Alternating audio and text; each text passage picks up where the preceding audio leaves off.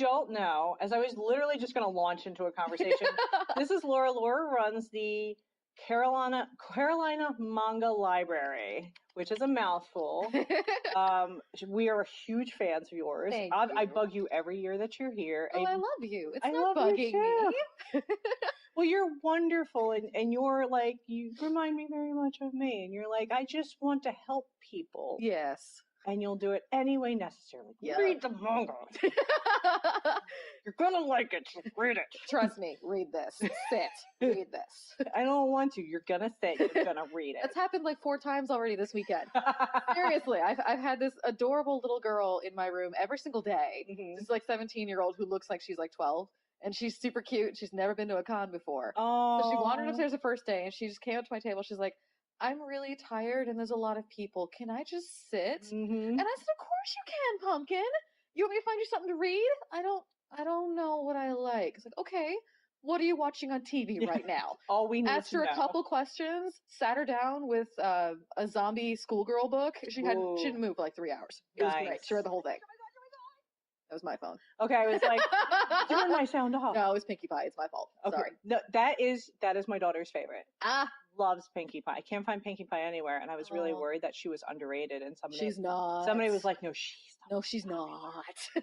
And I was like, good, because we can find Shutterfly everywhere. Fluttershy. Yeah. See, I'm a rarity girl. I love rarity. I think she's so extra. I think I really would like. Part of me is like, I really wish I was Twilight Sparkle. Mm-hmm. But I'm not. Right. And I really wish I was like, I'm a little Pinkie Pie, but I am so hardcore Rainbow Dash. Like, we're going to be friends. All right. Okay. Oh, geez. So, funny story. I was at one of the super cons. I think it was Raleigh, North Carolina. Okay. And Tara Strong was there, who voices Twilight Sparkle. Yes. And I went downstairs. Also Harley Quinn. And everybody in our childhood. Everybody. Our childhood is Tara Strong. Tara Strong and Cree Summers. Yes. So anyway, I went downstairs to the autograph line, and I've seen her. I've met her like 6 or 7 times at all these cons I go to. And I had our copy of the My Little Pony comic book. Mm-hmm. I was like, can you please sign this for my manga library? And she actually stood up front of the table. She said, you have a manga library? And I said, yeah. She's like, I'm coming to visit. I'm like, okay, sure. Thinking, whatever. Yeah. She waltzes into my library 3 hours later and does her Twilight Sparkle voice with the books behind her. I'm like, yes. Like, this is everything. Yes. I had the pleasure, the absolute pleasure of interviewing Monica Brielle. Oh, she's so sweet. I'm terrified to mess up her name. And I love Mayrin. And Black Butler was one of my like reintroductions to anime. Right.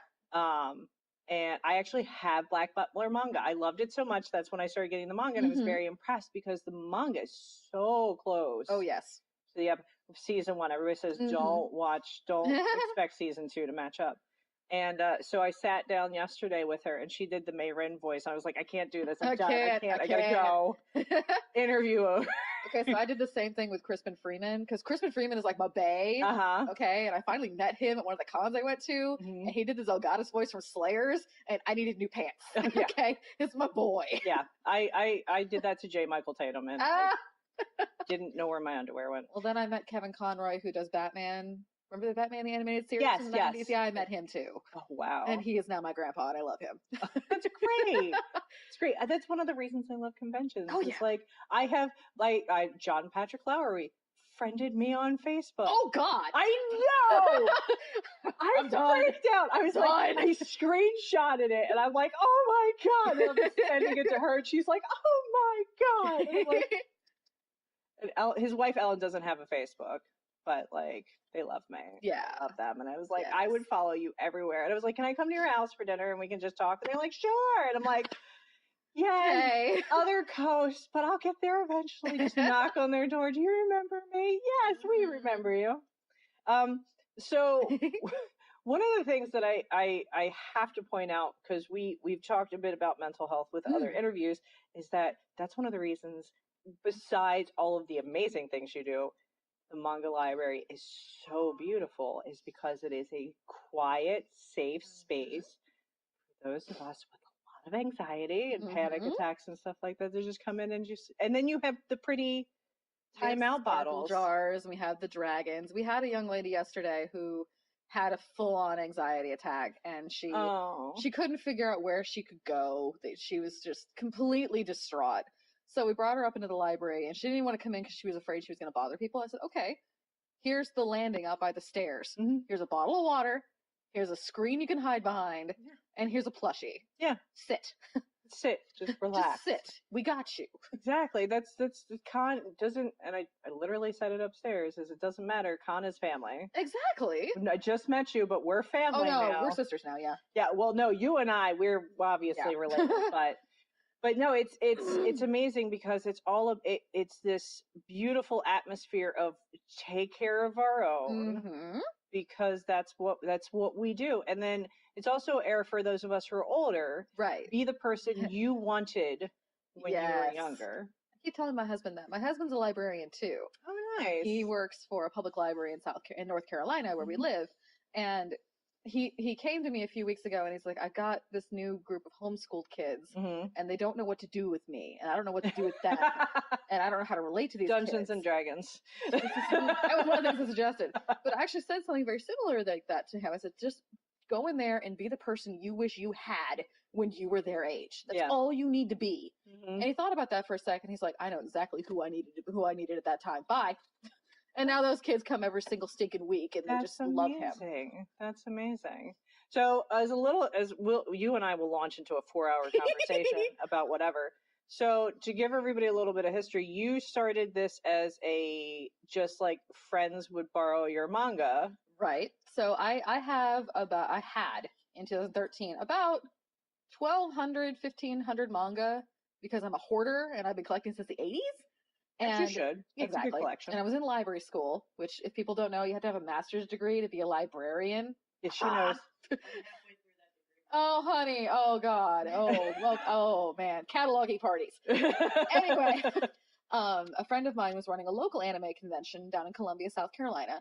And she said, hey, listen, this other big con that I went to had this thing called a manga library. And it's just this reading room. So bring in your books and run this reading room for me. Do what you can with it. So we borrowed a whole bunch of people's bookshelves, and we brought in my set of stuff and my anime figures, and we had like 1,000 people in one day at this little 1,000 person anime con. And my buddy who was with me at the time, he said, we should really take this on the road. And I laughed at him. I said, are you crazy? No convention is going to want this. Yeah. And then another buddy of mine who runs another con said, why don't you just come do it for us too? And then the next con, I had 3 other people say, come do it for us. And now we do 25 cons a year, and I don't remember what my cat looks like. Well, that's a great thing. When you go to conventions now, having tables for other cons, which is how we figure out what other cons we need to be going to, because they're stopping and they're telling you about it. And then you're like, well, this is what I do. And they're like, oh, really? Come do this for us. Usually if I can get them into my library, if I can get them to come upstairs, I pretty much get an invitation. But I'm like a literacy vampire. I have to be invited in. That's the hashtag of the day, literacy vampire. Literacy vampire.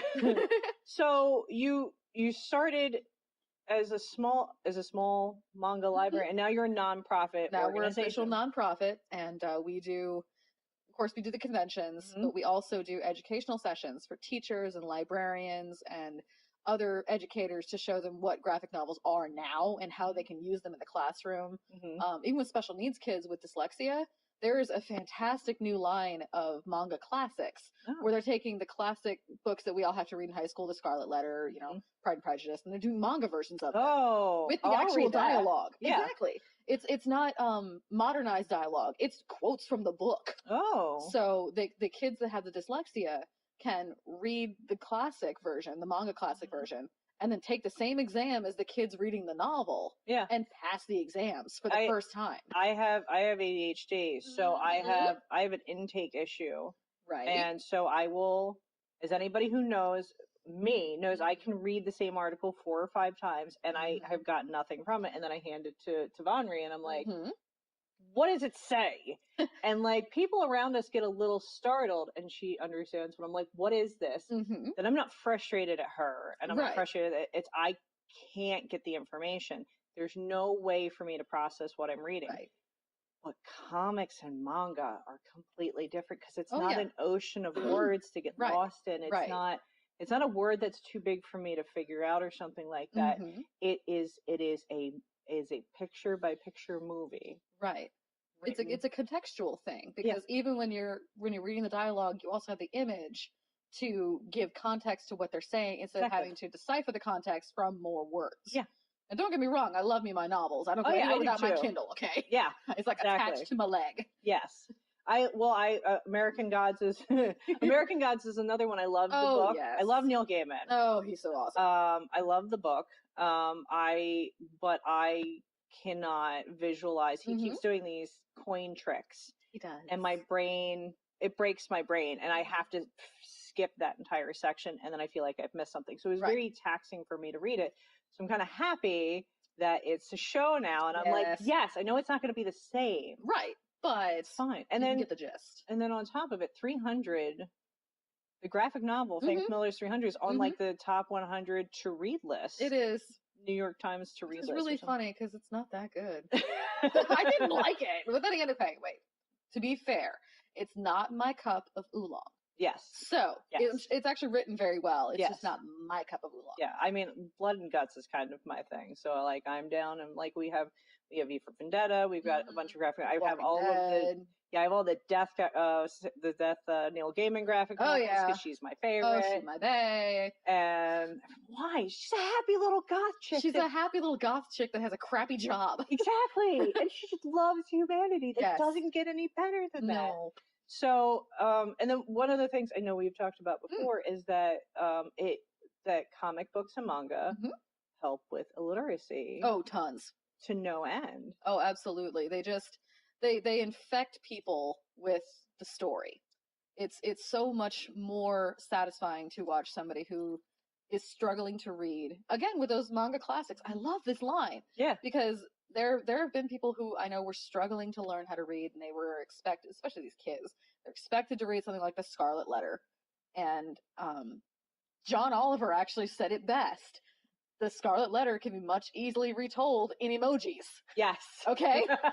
I get it. Red lady, demon baby, finger. It's the story. Then you get them to read the comic, and they understand all of it because they can, like we talked about, they can contextualize it now. It's just so wonderful. I love it. I love my job. Obviously, you're here. This is my third year here. I have never seen you frown 3 years I've been coming here. You're always so happy. You're so inviting. Like you had your own group of children when we came in on Friday. We were building sparkle jars. It was awesome. And they loved it. They loved it, and it was great. And everybody up there is very happy and very calm and quiet. And as I said, it's also the safe space at a convention. Completely. Which you need. I mean, people, their first time get overwhelming. Yep. And then you get to think like, hey, I've watched this anime. Here's the manga. It's very close. Or, I mean, you can totally take, we can totally talk about Full Metal Alchemist. It's a huge one. I watched Full Metal Alchemist, the first one, and I was like, this is really what's happening. And then all my friends were like, read the manga. They were like, watch Brotherhood. It almost like verbatim is the manga. It is. And then I watched Brotherhood, and I was like, this is so much better. The dog thing was terrible feeling twice, but this is amazing. It was so much better. And then it seems that they follow. It seems like, I'm not all of them, but it seems like a lot of the anime seems to follow the manga a little bit more closely. They do. Most of the time when you get an original ending, like the original Fullmetal Alchemist, it wasn't finished in the anime. The manga wasn't done yet. Okay. When they wrote the first Fullmetal. So it was our Game of Thrones. It's very Game of Thrones. Okay. It's a great way to put it. So the ones that follow really, really, really closely are the ones that are planned out ahead. Okay, we're going to do the manga. Yeah. It's like the new Sailor Moon Crystal series. Yes, which I want to watch. Which is like almost word for word watching the manga move. Which is great. Yeah. For some people. I love me my Sailor Moon. Yes. Love me my Sailor Moon. Yes. But I love the manga so much that I was bored watching the anime. I like it when they do different things. Yeah. It's very rare. I should write a new panel on the anime was actually better than the manga. It's very rare that it happens, but it does. Yes. So I'm gonna write a new panel. I mean, there's the subjectivity. There's the 15 minutes. Okay. There's a little bit of subjectivity. Like, I read the book. Like, I read most of the Vampire the Masquerade books. I can subjectively watch the movie and go, well, if I remove it from the books, it's a good movie. Right. Where you have things where, like, I read Miss Peregrine's, and then I watched the movie and I was like, this movie is awful. But then I read the second book. Go ahead.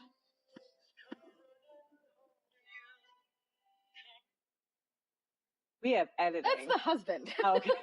It's like you're talking about me.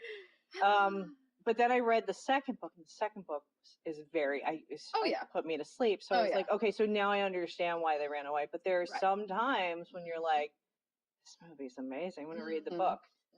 This movie's amazing. Thank you. I've done that a couple times. Interview with a Vampire. Yeah, I hate that book. I never read the book, but a lot of people were like, "Did you see the movie?" Yeah, they're like, "You're good." Yeah, you're good. Just keep going. With Stotzel, and I'm not happy. Yeah. Oh my god. The only Tom Cruise movie. Ha! Tom Cruise and Brad Pitt. Oh, and Antonio Banderas. I missed Antonio. I wasn't a fan because look, hear me out, because in the books he's like 15. Okay. So where can we find you online?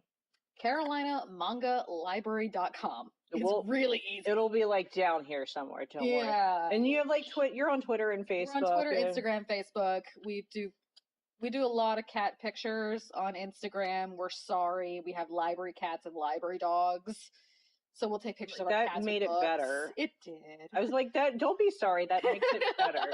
We interviewed Corgi Cosplay, and I have more footage of Kiba than I do of Nicole. He's adorable. And where are you going to? What conventions are you going to after this? Okay, so this weekend we're in Lancaster, Pennsylvania. Next weekend I'm in Savannah, Georgia for Savannah Amazing Con. The weekend after that I'm in Columbia, South Carolina for NashiCon. Then I get 2 glorious weeks at home. Then we're going to be at Anime Central, we're going to be at MomoCon, we're going to be at Savannah Comic-Con, and then we're going to be in Richmond SuperCon. Holy crap. And then I get 2 more weeks, and then I got more cons. Oh my god. Well, this is my summer. Yeah, once summer hits, it's when it gets warm, it gets busy. Oh yeah. Thank you. I love seeing you every year. Oh, it's so nice to see you guys again. It's so nice to see you. Maybe next time we'll just have coffee. Why? That's all I drink. If you cut my arm right now, I would just bleed coffee. That's fine. I have sweet tea. That's pretty fine. much the same thing except cold. That's fine. We're good. Yeah, we're good. Well, thank you so much. Love. Bye.